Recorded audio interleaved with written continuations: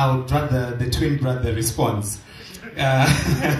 So at this point in time, I'll call to the podium Honorable Mwonzora. Thank you very much. I'm indebted to those who have spoken before me. And I want to thank you, although we are warned against doing that, for coming and to just assure you that we don't take this for granted. I agree with Honorable Mangwana that an election must be held. I disagree with him that an election must just be held.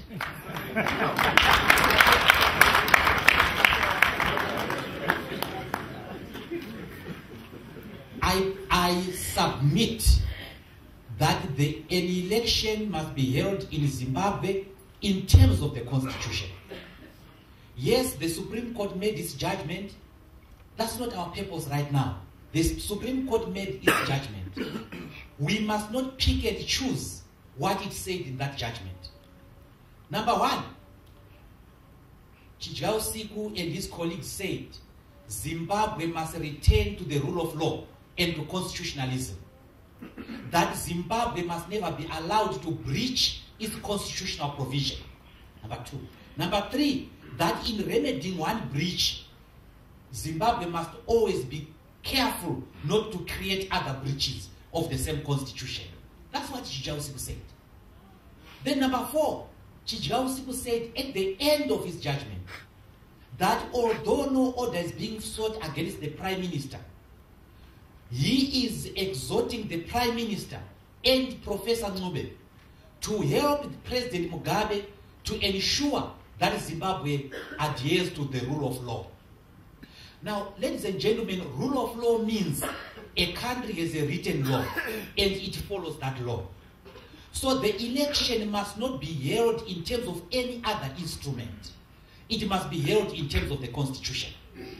And Wamangwana, it seems to be saying the date of the election set by the Supreme Court is more important than anything else. I beg to differ. What is important, I respectively differ.